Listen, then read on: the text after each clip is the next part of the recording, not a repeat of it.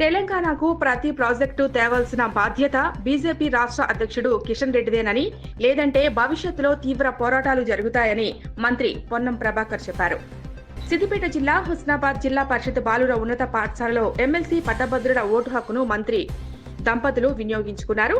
పట్టభద్రులు అందరూ విధిగా ప్రజాస్వామ్యంలో ఓటుకు ఉన్న విలువ ఆధారంగా ఓటు హక్కు వినియోగించుకోవాలని మంత్రి విజ్ఞప్తి చేశారు. రాష్ట్ర ప్రభుత్వం నుండి ముఖ్యమంత్రి, మంత్రులు, ఎంపీ ఫెడరల్ సిస్టంలో కేంద్ర రాష్ట్ర ప్రభుత్వాలకు ఉన్న సంబంధాల దృష్ట్యా కేంద్రంలోని బీజేపీ ప్రభుత్వాన్ని రాష్ట్రానికి అవసరమైన అన్ని ప్రాజెక్టులను అడుగుతున్నామన్నారు. రాష్ట్రానికి రావాల్సిన ఏ ప్రాజెక్టు రాకపోయినా రాష్ట్రం నుండి ప్రాతినిధ్యం వహిస్తున్న బీజేపీ నాయకుడు కిషన్ రెడ్డి బాధ్యతలు అవుతున్నట్లు ఆయన చెప్పారు.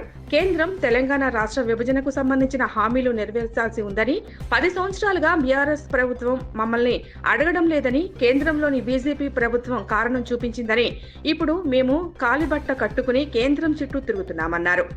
అయినా ఇవి కాకుండా మా బాధ్యత అంటూ బీజేపీ నాయకులు మాపై ఉల్టా దాడి చేసే ప్రయత్నం చేస్తున్నారని మండిపడ్డారు. కేంద్రంలో ఉన్న అధికార పార్టీ కేంద్ర మంత్రులు ఈ రాష్ట్ర ప్రయోజనాల కోసం అనుగుణంగా, రాష్ట్ర ఆకాంక్షలకి అనుగుణంగా రాష్ట్రానికి నిధులు తేవాల్సిందని ధ్వజమెత్తారు. నిధులు తేకపోతే రాష్ట్ర ప్రజలు బీజేపీ నాయకులను అసమర్థులుగా చూస్తారని, బీఆర్ఎస్ పార్టీ బీజేపీ వేరు కాదని గమనించాల్సి వస్తుందన్నారు. కులగణన సర్వేపై బీజేపీ నాయకులు తప్పుడు ప్రచారాలు చేసి మతపరమైన పబ్బం గడుపుతున్నారని ఆరోపించారు. తమిళనాడులో అన్ని రాజకీయ విభేదాలు ఉన్న రాష్ట్రం, అభివృద్ధి ప్రయోజన విషయంలో అందరూ ఒక మాట మీద ఉంటారని తెలిపారు. తెలంగాణకు సంబంధించిన ప్రయోజనాల విషయంలో కేంద్రంలో ఉన్న బీజేపీ పెద్దన్న పాత్ర పోషించి నిధులు కేటాయించే ప్రయత్నం చేయాలని, లేకుంటే తెలంగాణ కాంగ్రెస్ నాయకత్వం చూస్తూ ఊరుకోదన్నారు. పంటలు ఎండిపోతున్నాయని ట్వీట్లు చేస్తున్న కేటీఆర్ ముందు వర్షాలు సమృద్ధిగా పడాలని భగవంతుని మొక్కుకోవాలన్నారు.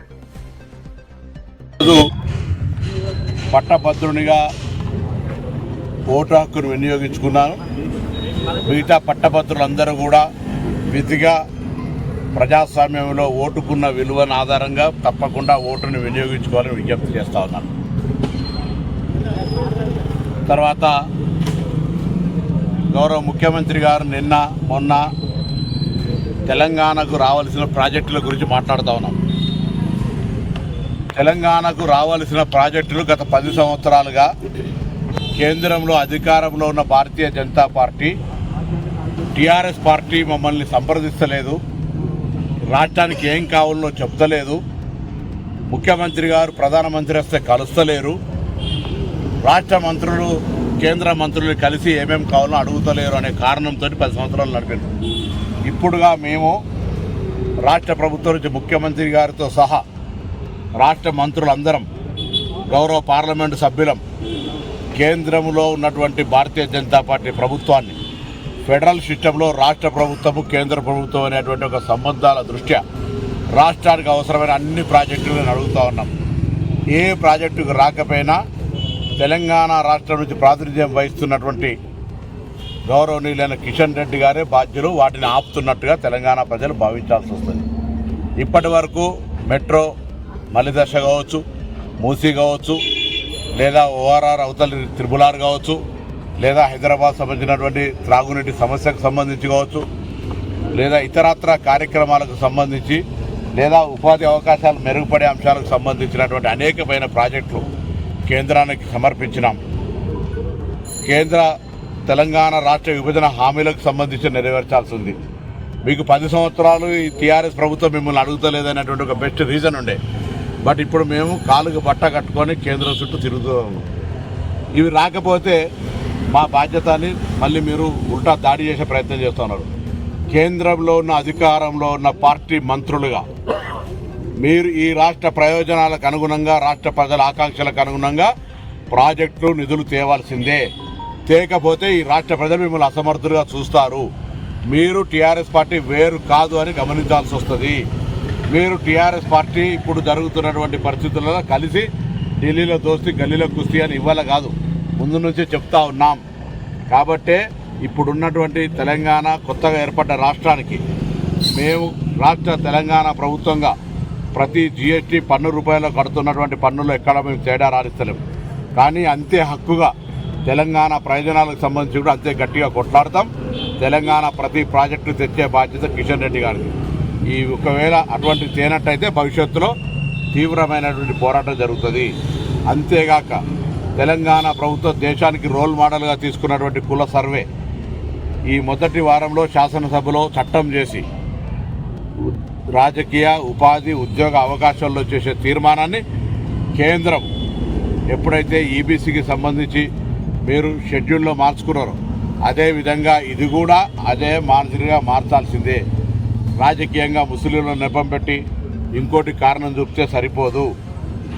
గుజరాత్లో ప్రధానమంత్రి గారి స్టేట్మెంట్ ఉంది, ఆ విధమైనటువంటి వాళ్ళకి రిజర్వేషన్లు ఇస్తా ఉన్నామని. కాబట్టి ఇటువంటి దాటిపోయేటువంటి ప్రయత్నాలు మీరు అటువంటి తప్పుడు ప్రచారాలు చేసి మతపరమైనటువంటి దాని మీద పబ్బం గడుపుకోవాలి. ఇది క్రికెట్ మ్యాచ్ పాకిస్తాన్ ఇండియాలని అటువంటి మాటలు మాట్లాడేటువంటి రెచ్చగొట్టే విధానం వద్దు. మాకు తెలంగాణ బిడ్డలుగా తెలంగాణ ప్రయోజనాలు తెలంగాణ ప్రజల అభివృద్ధి ముఖ్యం. తమిళనాడులో అన్ని రాజకీయ విభేదాలు ఉన్నా అభివృద్ధి తమిళనాడు విషయం వస్తే ఒకటే మాట మీద ఉంటుంది. ఉదాహరణ జల్లికట్టు. అట్లనే తెలంగాణకు సంబంధించిన ప్రయోజనాల విషయంలో అధికారంలో ఉన్న కాంగ్రెస్ పార్టీతో కేంద్రంలో అధికారంలో బీజేపీ కలిసి వచ్చి పెద్దన్న పాత్ర పోషించి నిధులు కేటాయించే ప్రయత్నం చేయాలి. అది వారి బాధ్యతను విస్మరిస్తే తెలంగాణ రాష్ట్ర ప్రభుత్వము తెలంగాణ రాష్ట్ర ప్రజలు కాంగ్రెస్ నాయకత్వం చూస్తూ ఊరుకోదు. కేటీఆర్ కాంగ్రెస్ వల్లే పంటలు ఎండిపోతున్నాయని కేటీఆర్ ఒక వ్యాఖ్యలు చేశాను. ఇంతకంతా నవ్వుతున్నారు, అందరు నవ్వుతారు. వర్షాపులో మేము అంటే ఆయనకు చాలా సంతోషం అనిపిస్తున్నట్లది. ఢిల్లీలో కాంగ్రెస్ ఓడిపోతే ట్విట్ చేస్తున్నాడు, పంటలు ఓడిపోతే ఎండిపోతే ట్విట్ చేస్తున్నాడు, ఏమేమో ట్విట్లు చేస్తున్నాడు. మొక్కు దేవుణ్ణి మంచిగా ఉండాలి, సమృద్ధిగా వర్షాలు పడాలి, మేము ఎన్నడూ కరువు రావాలని మొక్కలే.